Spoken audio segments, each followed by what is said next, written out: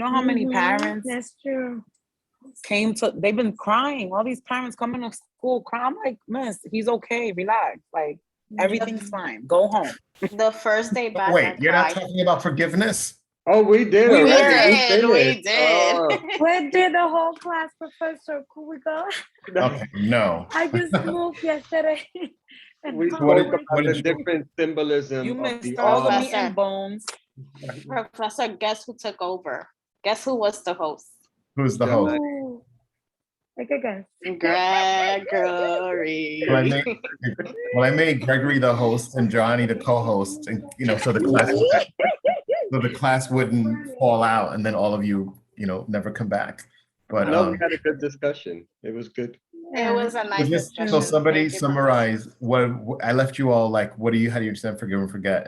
And Gregory said, about moving on, right? So what did you all? Somebody give me a summary of what you talked about forgive and forget? We were talking about forgiveness, Okay. the story, and how the symbol of the arm, the theories of the relationship.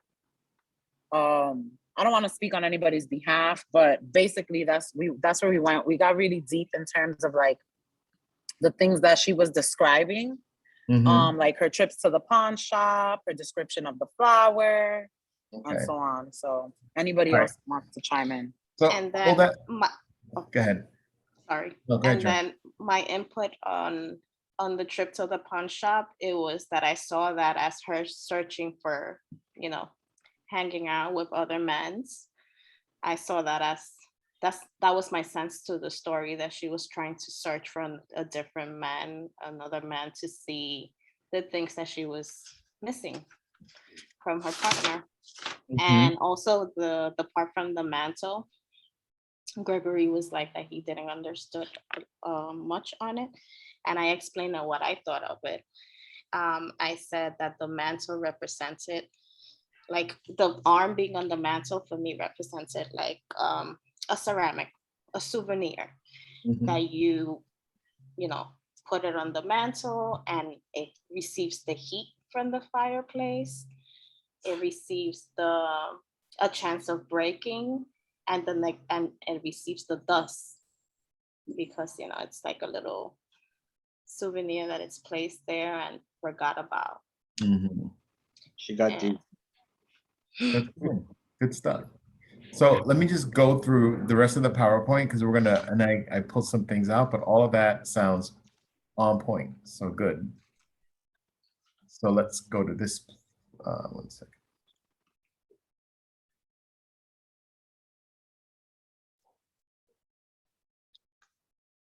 That was crazy. I even got like a different computer to see if it was. It wouldn't play anything. It wouldn't play any sound. That was the curse of the dirt bike people. They cursed me with sound. So I here, get the same, Professor, every night. right? I feel like if I'm in the Dominican Republic. So here we go. So you talk about forgiveness and forgetting, and so there's this idea that we talk about forgive and forget. But here's just a psychologist point of view, talking about. I don't want to share it. Present. So it could be big. Right? So psychologists generally define forgiveness as a conscious and deliberate decision to release feelings of resentment or vengeance toward a person or group who has harmed you, regardless of whether they actually deserve your forgiveness. Right? So that's, so I remember one of the last things I think Gregory said was letting go of pain. So the fact that you even used the word pain, that means that something happened to somebody, like somebody did something to someone else that harmed them or caused them pain. And forgiveness is releasing the feelings of resentment or vengeance toward a person or group who has harmed you, regardless of whether they actually need that. Yes, my bad. Yes. Actually, when we were having the discussion, that's what I was getting at, that I felt like her losing her arm was like, the arm was a symbol of whatever transgression happened, and the removal of it was trying to let go of it. Those re-injuries in the nighttime is like, I can't forget. My partner can't forget. So I have like this never-ending scar of what I did and how much I hurt them.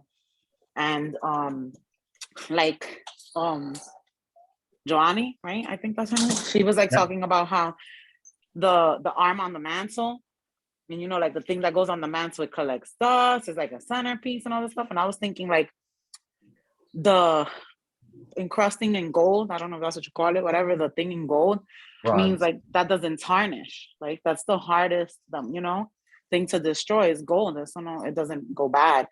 So in my idea was like the arm being gold, it was like that transgression was never gonna leave, you know, it was always gonna be there. And her going to these pawn shops, it was like trying to find that piece of her again after the error that was made. Mhm. Yeah, that sense that, so, and do any of you know that practice? And they used to do that with little kids' boots. They would bronze, Yes, I have one. I right? have You mine have, actually. right? So that was a practice. That was the idea, to preserve them forever, right? A sense of permanence, right? So the fact that they took the arm and they bronzed the arm, the person bronzed the arm, was this idea of all of what you're saying, trophy, permanence, all those kinds of things, right? But this idea of forgiveness, there is an idea of letting go, right? But us as human beings, that's difficult. Like, how do you forget, right? There's sometimes you can forget things, but it's difficult to forget. And if somebody harmed you, and you can release the feelings of vengeance, right, or resentment, but can you forget, right? So it's challenging, right? So this other quote here, it talks about her writing style, right? Let me just make it smaller, right? Her neo-Gothic sensibility reduces narrative to its essence and insists on the literal dimension of figurative language. And I think, so what that is saying, that phrase, right? The literal dimension of figurative language. And I think one of you wrote in your, and I have a couple of samples of what your responses were, but one of you wrote that that it's a phrase, right? We've heard that. We said that last class, right? You know, I'll give my right arm for you, right? I will give my life for you, right? People say that. I love you so much, or you're so important to me, I will give my life for you. I will give you my right arm, right? And most of the time, you don't literally mean that. It doesn't mean that I'm gonna take a bullet, as this phrase goes. I'll take a bullet for you. Like, people will you jump in front of it? I mean, literally, there's a situation of I can cite a situation of somebody taking a bullet for somebody, so a mother taking a bullet for the son, right, for their son. But the idea of taking a bullet for you, that's the idea of the literal dimension, taking something, making it literal, that's figurative language. And she does that with that phrase, you know, I'll give my right arm for you. All right, Joanny, and then I'll go to the next slide. I was gonna say as a metaphor. Is it used as a metaphor? Yes, right? The arm's a symbol, it's a metaphor, it's a lot of things. So in the plot, right, in the story, what happens? Lovers cut off the arm of one person, right? The lover with both arms takes the severed arm after it has been bronzed and abandons the relationship. The one-armed lover searches for the arm, but learns to live without it.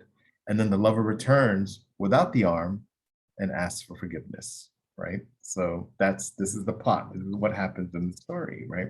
So at the very end of the story, and many of you have been saying little bits and pieces of it. Like, I think Mabel was talking about, you know, at the beginning of the story, how the person cuts the arm off and they're trying to sleep in bed and the arm is bleeding and then they can't sleep on the bed and the lover gets annoyed when the first night, every time they see the arm in the tub, first the water is kind of like a pink, a salmon color, and then it gets darker and darker through the night. So there's another sense of, of imagery is used, like they're very visual so that you can imagine later on when the arm is healing, they talk about it being pink and the skin healing over it. They talk about the shirt flapping in the wind because the arm isn't there when they're searching for the arm in pawn shops and all around the world. So Rebecca's doing, just as poets use lots of different elements in it, in the story, she uses a lot of different elements to kind of illustrate these ideas, right?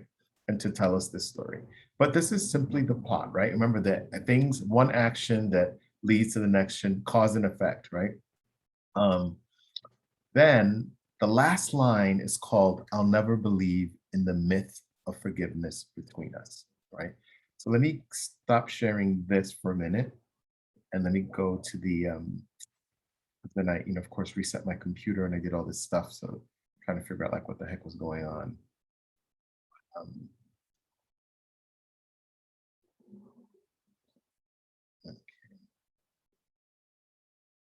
Okay, so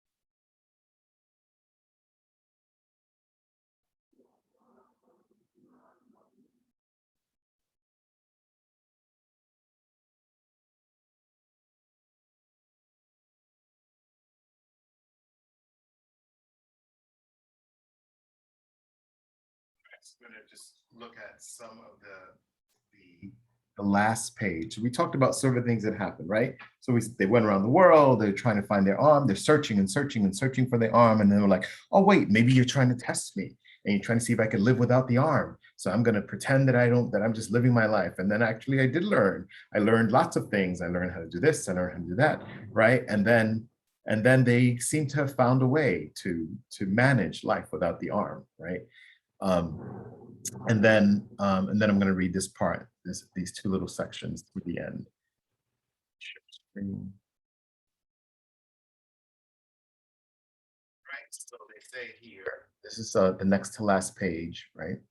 So everything was fine for a while. Then you came back. Then everything did, right? Then everything did. You came back and then everything did, right? 1 second, let me just stop sharing screen for a moment. I'll get right back to it. That made me feel so sad, like when she wrote that. Why? Because she's like,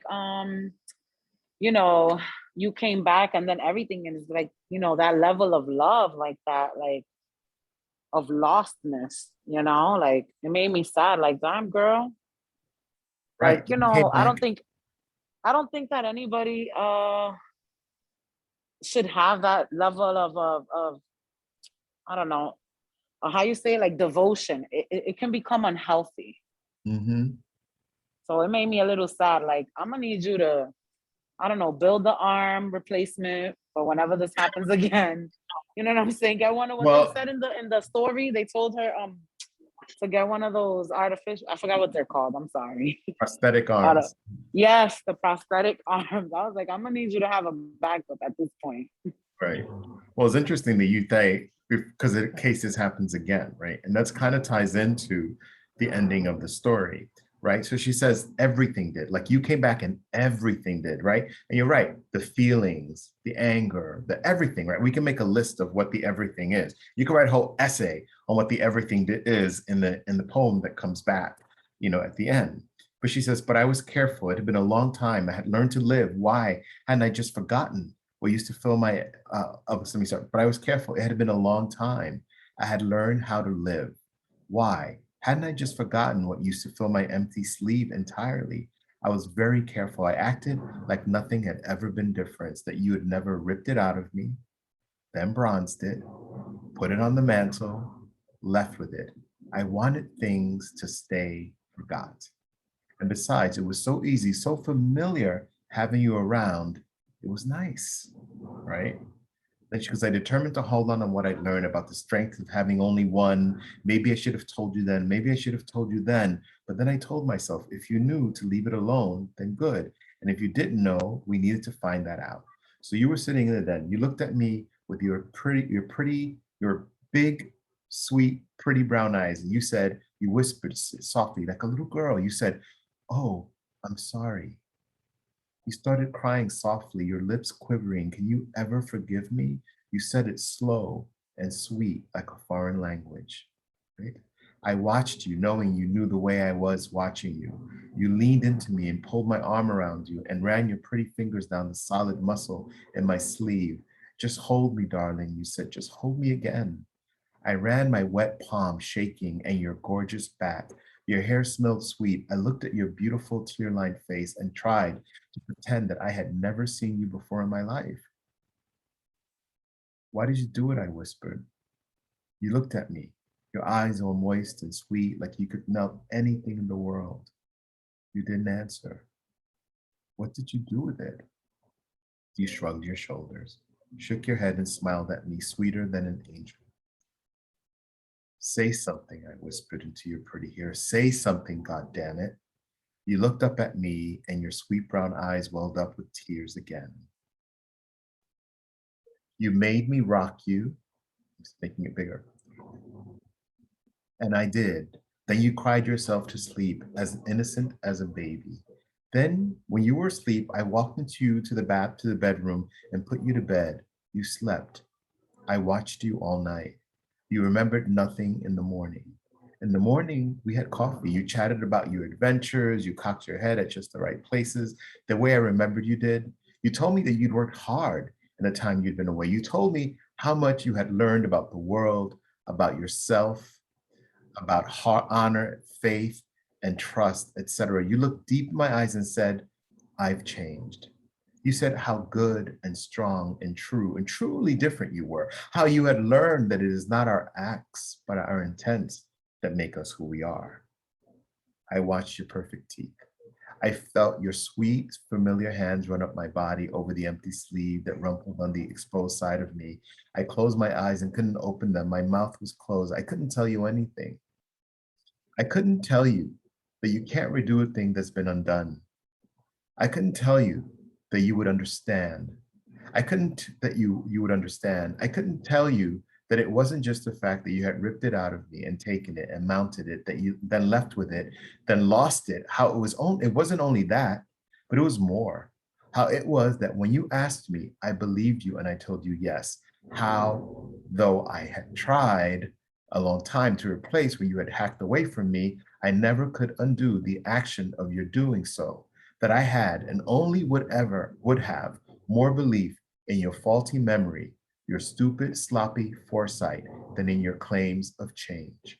How I believed, yes, I believe with all my heart that given time, you do something else again, something new and novel, variant to what you'd done to me again.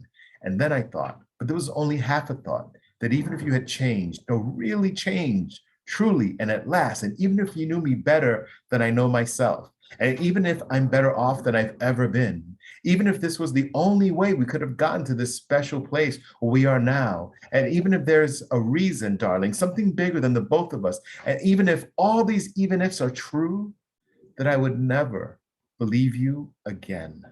Never forget what I know of you. Never forget what you've done to me, what you will do.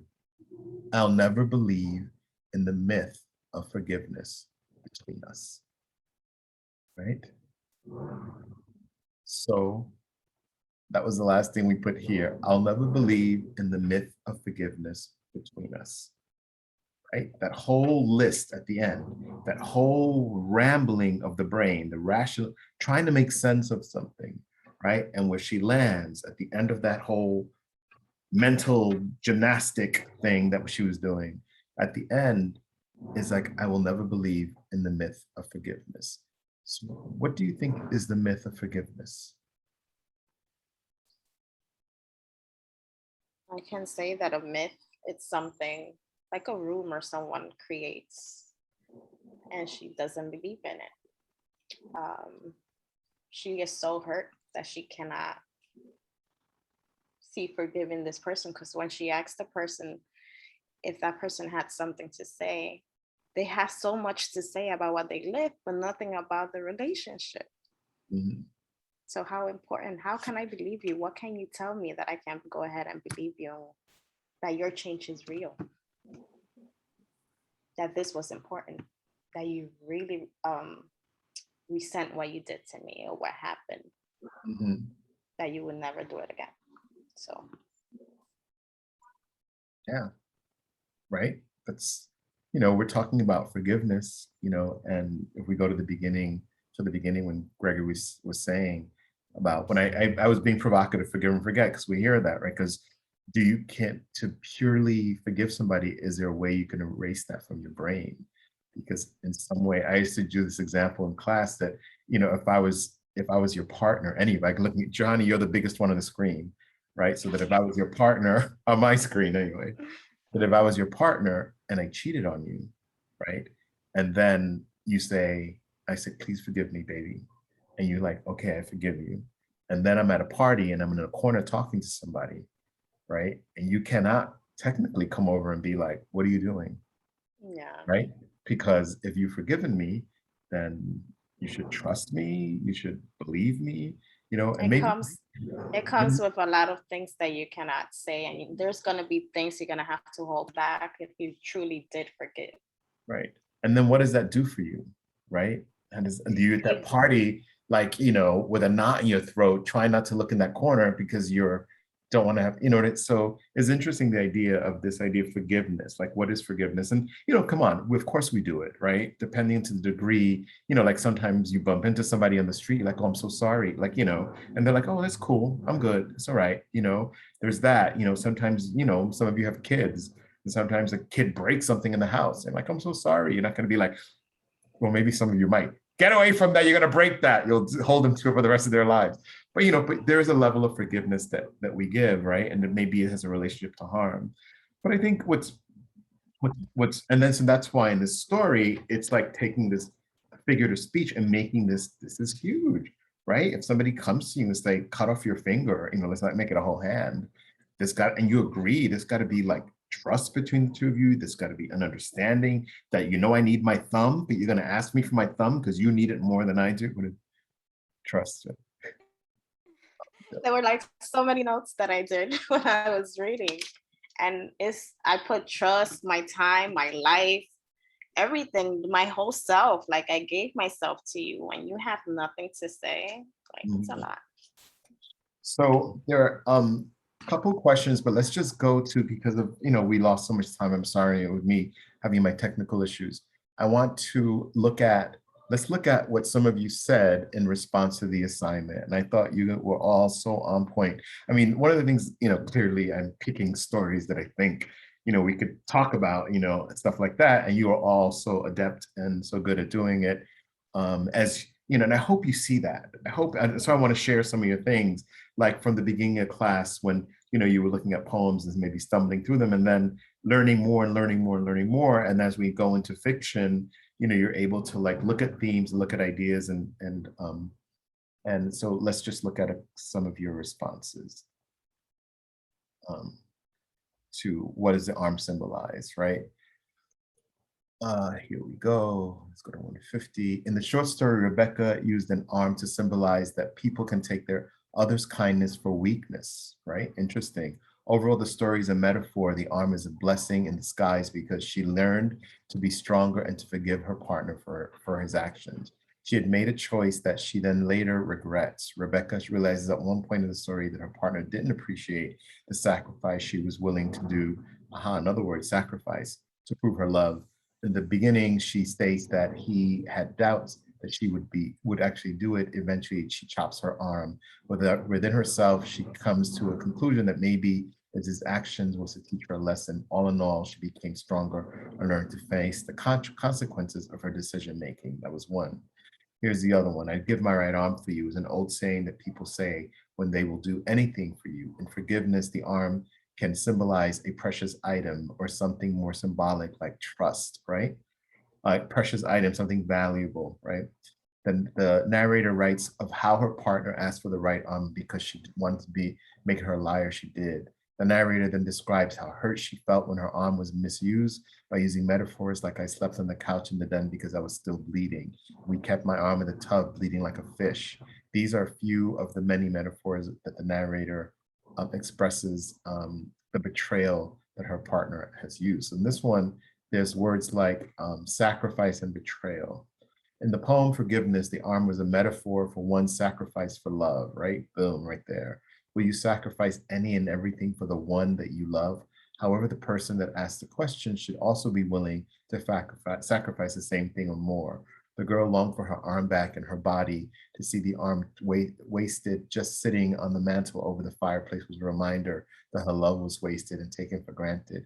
Once the arm was no longer on the mantle, the girl goes looking for it at the pawn shop. How careless is her lover, not even to give back. The woman knows that her lover was going to be careless with her arm, her love, and was still willing to give her arm away. Rebecca's short story was about love and severed relationships, okay? The arm is used to metaphorically symbolize an individual's piece of self given to a partner when in a relationship. People have different personalities that impact them when they are in love. According to Rebecca, there is a certain point in the relationship that partners give away part of themselves to their partners as a way of showing their love and commitment. To demonstrate how much that one loves the partner, one can go overboard, giving away all of your, including their souls. This could be in toxic relationships, as Rebecca demonstrates. An individual could give anything to their partner, including rearranging their life to fit or be the perfect person for their partner according to their preference. Turning a severed arm into bronze shows shows the hold and position the dominant partner has over the other, manipulating them to their will. Right. So that was like, y'all were juicy. Y'all were going for it, right? That last one about the arm, not only as a prize, but about control, right? Bronzing it, like the so many things. So I stopped sharing my screen because I just want to see your faces for a minute. I'll be back. So let's see. This. Okay, so we just got to what does the arm symbolize in the story, right? And here's like love, right? Wear my heart on my sleeve, right? There's a phrase. Trust, sexuality, sexual repercussions of something that is not normal, loyalty, faithfulness, self-esteem, health and well-being, commitment, perseverance, the relationship itself, a trophy, importance, value. Those are some of the things I pulled from what you all were talking about inside of it. I want to go backward and here.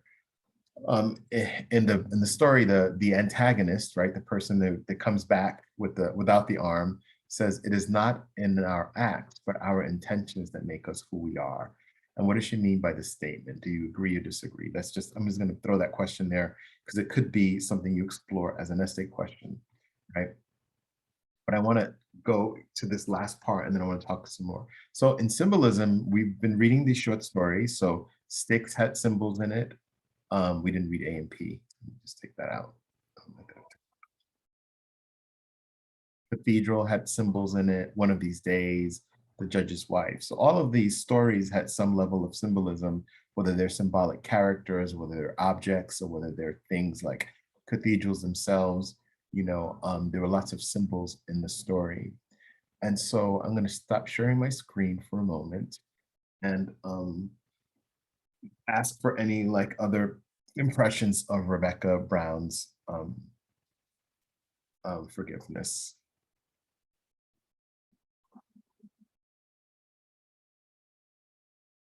Any less? You know, it was interesting. I mean, I know it doesn't really matter because you can make the characters any gender. But talk to me about that because we didn't talk about that, but we'll talk about that. Okay. Because I said, well, I'm writing this, so I didn't know to say she or he, but then I read it again, and then the descriptive of the characters were very feminine. You know, the breast, the word pretty, the long hair, of course. It was just, I mean, I picked it up that it was, you know, two women as partners because of their descriptive of themselves. So I found that to be really interesting. So it's interesting. Yeah, I thanks for bringing that up because it's interesting because I think maybe I wish I could work this freaking poll feature. Like because you know then I would be because I'm afraid because I just tried it and it just said it tried and asked me to sign in again. So let me just see what happens.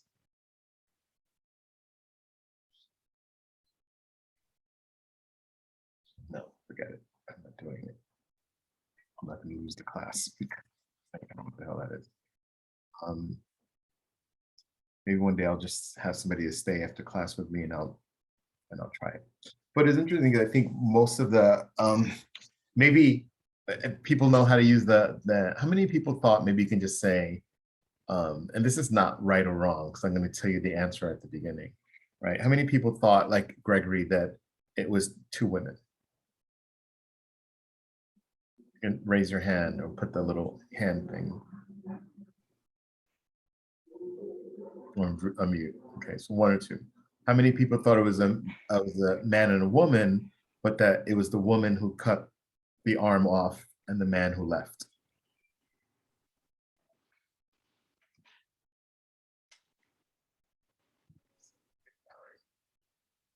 You can also use a little hand thing, Jacqueline, okay,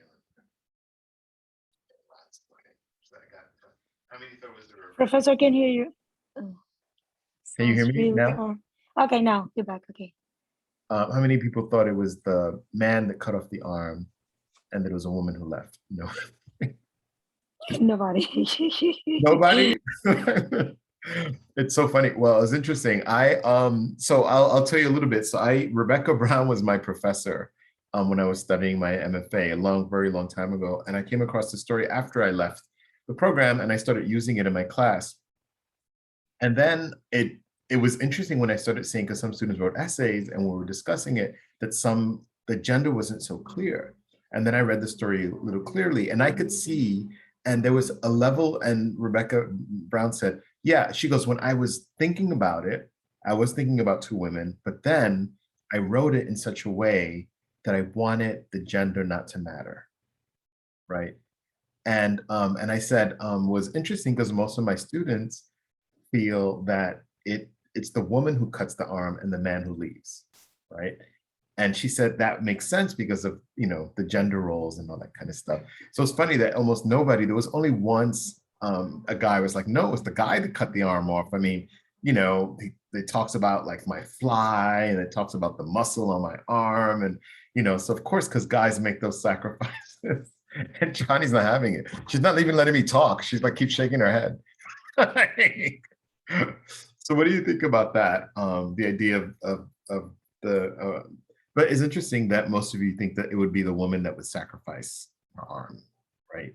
Is it the idea that we traditionally think that women make more sacrifices in relationships than men, or? I know we know Maybe that idea is already embedded in our head. In our psyche. So Yeah. So those of you who identify as men, do you agree? Do you disagree? Like, you're not going to get into it? Okay. No, I think that's really, I've never read that type of writing, and I think that's so great because it had me thinking, and I had to read it over and over again to try to pick up on things that will describe a man and a woman. And there were 2 sentences there that I said, okay, these are 2 women, because I couldn't find anything masculine when they were describing each other. Like, when they were saying about the eyes, the pretty eyes, and, I wanted you to hold me and I put your head on my breast, and, so. Right, because usually men don't want you to say breast to refer to exactly, yeah. But at the same time, you could, right? And then also there are moments that they do describe the person with the one-armed person as using the fly on the zipper is the fly, right? And so and that's something that men are more conscious of a fly on a pants than women because it serves a particular function, right? So there were little hints thrown in there to try to throw you off a little bit, but yeah, that was good too. Yeah. They did. So I'm going to talk. I want to spend the next couple minutes just speaking a little bit. The reason why I threw out all those other stories about that had symbols in them, and so I want you all to start thinking about your next essay, right? And I'm going to try to see if I can do this. We're not going to do this next week from. Okay. So your next essay, which on the syllabus says is due November 3rd, but I'm going to push it just one more till whatever that is, that Monday, that other Sunday.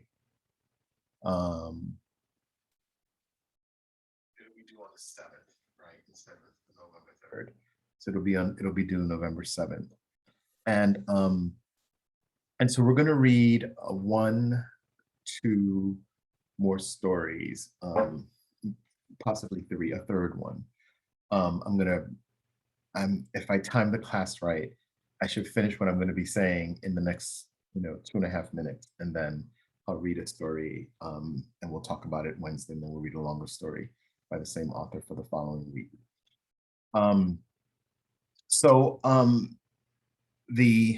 So basically, if you're getting the sense, your fiction essay will be similar to your poetry essay. You're going to have to pick 1 or more stories and speak about some of the elements of fiction that are inside of them, right? So one thing is you could settle on 1 element of fiction that you want to talk about. As you can see, symbolism, right? Super rich, lots to talk about. This story, it means so many things: sacrifice, trust, love. It symbolizes the relationship. It symbolizes, the agreements that people have inside of relationships. It symbolizes so many things, this arm, right? Value, a ton of things, right? So you could just focus on 1 story and 1 symbol, particularly 1 element, particularly a story like this one that has so much to write about, right? In terms of like symbolism, right? Or you could say, I'm going to pick 1 aspect of this. I'm going to speak about symbolism in general, and I can write about, a symbolic character, right? A symbolic object. And you can pick, Casilda's is a symbolic character, in The Judge's Wife. The cathedral's an object, and in here, the arm is also an object, that you can speak about, use several stories to talk about 1 idea, right? Or you can look at we've talked about different things like the dramatic arc of a story. You could take a look at a story and say, what is the climax? What is the, exposition? How does it begin? What are the different components of it? You can write an essay that talks about that. You can see some of the elements that we've had in poetry, like imagery, like simile and metaphor, that you can talk about those in the stories, right? You can talk about the themes of the story, right? This one is, forgiveness, right? Is in this one. In Cathedral, there was trust, right? The trust that 2 characters developed for the end of it, right? There's elements of trust throughout the whole story of Cathedral. We didn't talk about that a lot in it, but I'm telling you, you can look at it and say, oh, yeah, the husband trusting the wife trusting Robert and the husband trusting each other toward the end is elements of trust in Cathedral. You can look at a story as something thematically, like 2 themes, right? I'm trying to think of,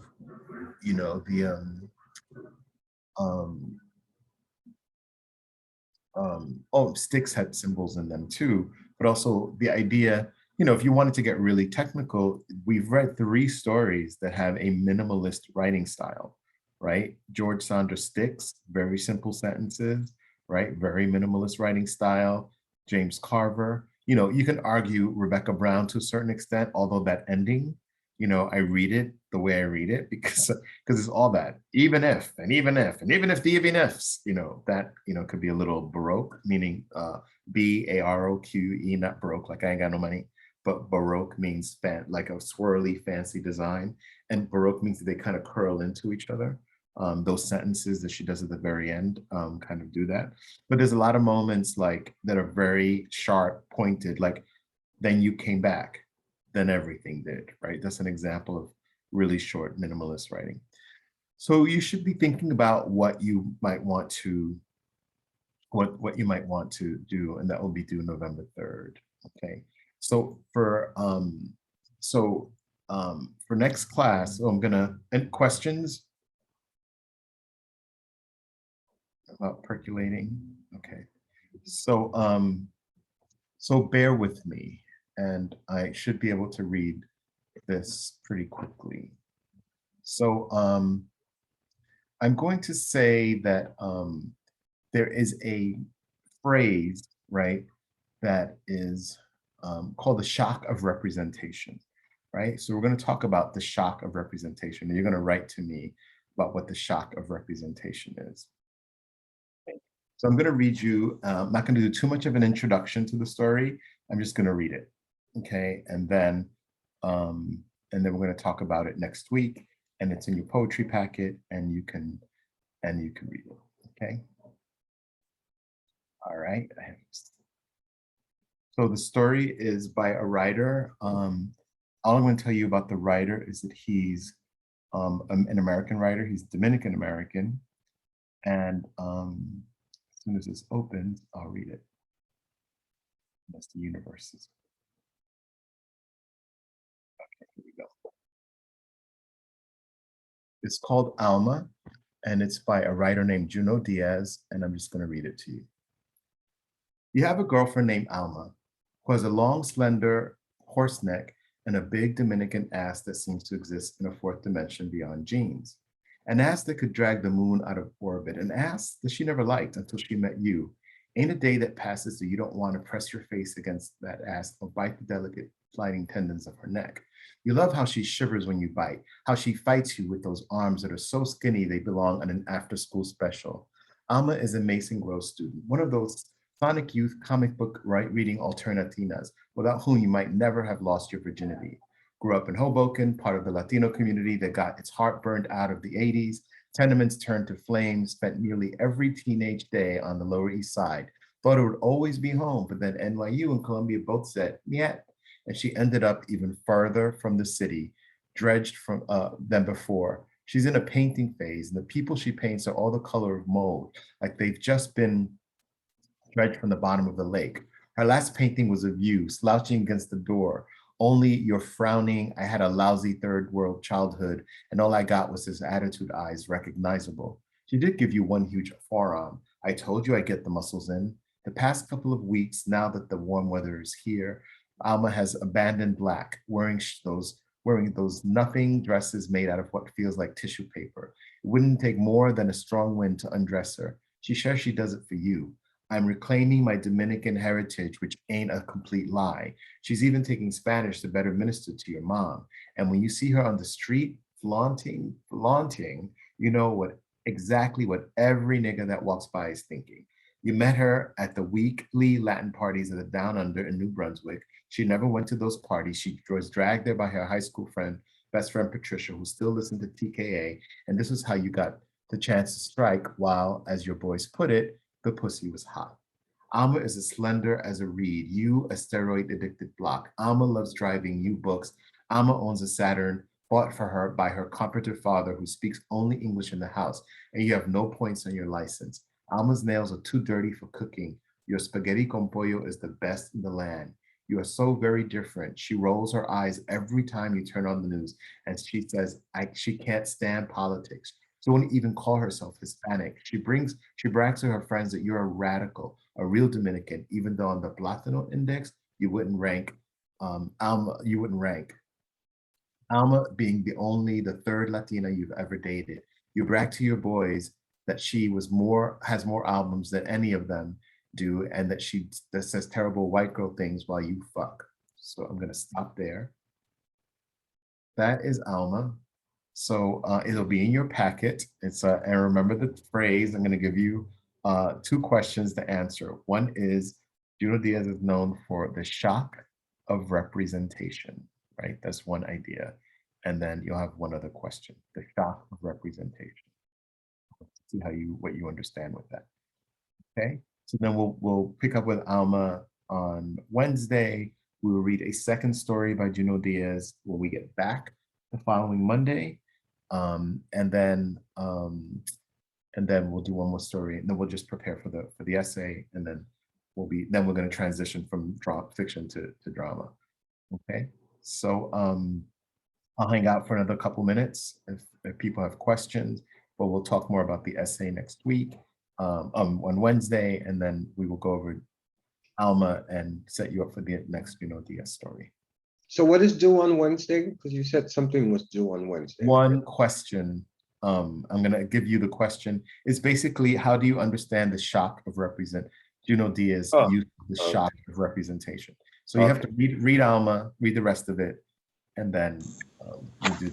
And then I'll bring a video of this actor reading it, a young actor reading the story.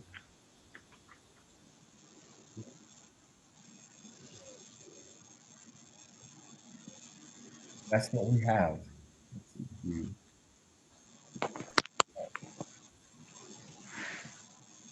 Okay, everybody, I'll hang out for questions. If not, I'll see you all on Wednesday.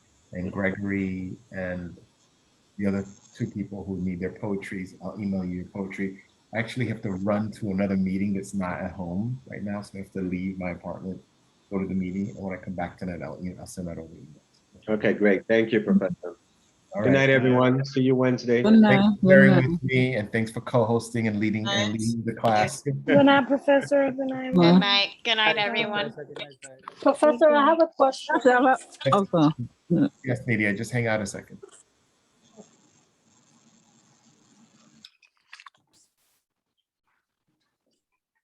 Okay, Nadia, is it a question you can ask? Yes, it's not really a question, but I wasn't able to do my work because I had a death in the family. I don't know if you want me to send you the picture of the death certificate, but I wasn't able to do my work. Okay, So I well, was trying to see if I could do it. yes, please do it, you know. Okay. And So I'm I'll sorry do it to hear tonight about, and turn it in. yeah, I'm sorry to hear about the death in your family. Thank you. I will do the work tonight. Okay. All right. Thank you. Okay. Okay, Professor. Yes. You said that you're gonna email, but I didn't. And I tried to email you, but I think it didn't went through. About the essay that I sent, you Yeah, say because you're gonna. I didn't I think you tried uploading it and I never it didn't none of them came through. Did you email it? No, you told me to put it inside your email. I did. You told me You you did? saw it. Oh, hold on a second.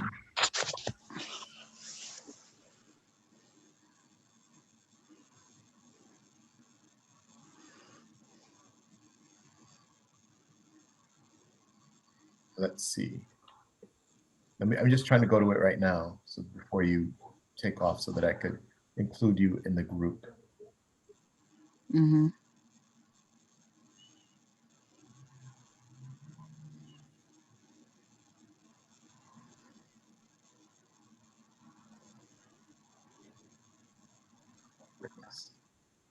Can't open the email.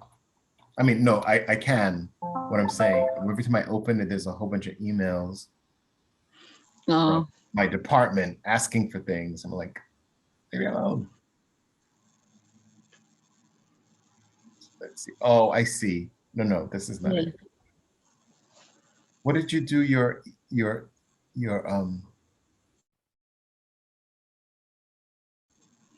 what did you do your do you remember the poem you used? New York, letter to New York. Okay. You told me last time. Yeah. Yeah, I see it. I see letter to New York. Okay, let me just copy it But here. you didn't grade yet. No, Oh.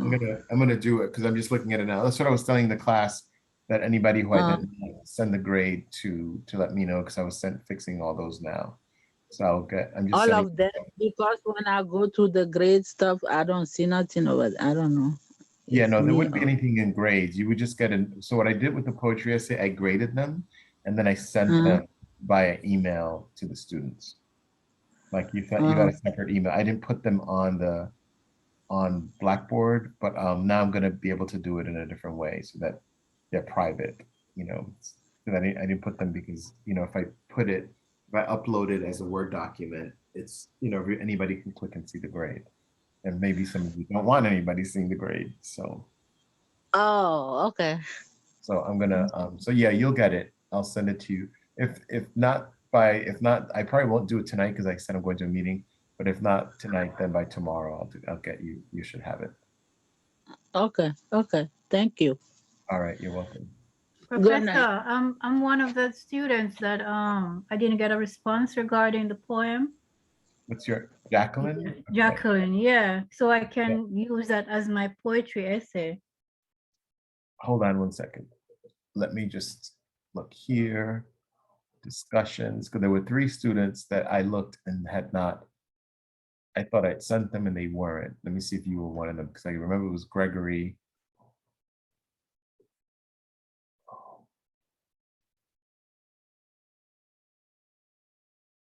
No, it was Gregory, Erica, and Ninoshka.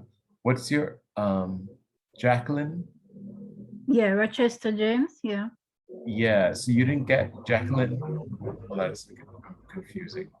I didn't get a response back from you You were, regarding. you were the first one.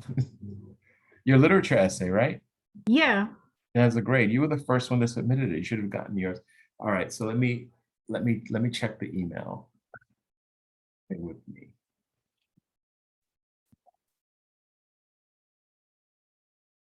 Start.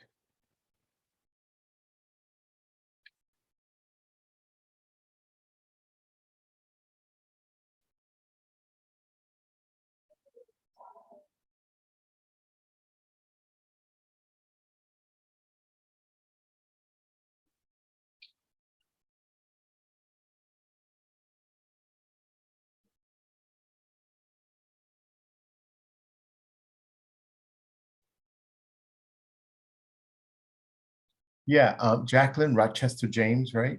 Right. Right. So I have it. I sent it to you like October 8th by The school email. it's jacqueline.rochesterjames@lc.cuny.edu. Right. Right. Correct. I'll have to That's check it again. I'll have to Let check. me forward it again. Okay. Thank you. Yeah. So I could use that as my poetry essay then, right? No, this is your poetry essay. Oh, this one. Okay. So what do I have to do now? With what? Oh, you have to do The a poem. well, okay, let me just come back to I can't see you, so let me come in. So, so you saying, did you receive the graded from October? Or you didn't Oh, receive it? I don't see anything. No. All right, so then, let me forward it to you, but that was one. So the poetry essay, you wrote it, I graded it, and then, what I told the class was that if people wanted to do a revision, they could do a revision. That was one. Oh, okay. That's So I one. don't have to do it again then, do I? No, so we have a new, no, you don't have to do it again, but you Okay. should at least know what your grade is, so you can see. Let me just, hold on a second.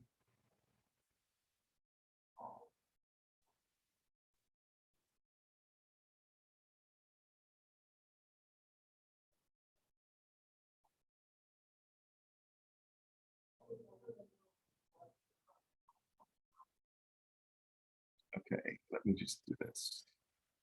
I'm gonna put Francesca and Dylan in a separate room for a minute.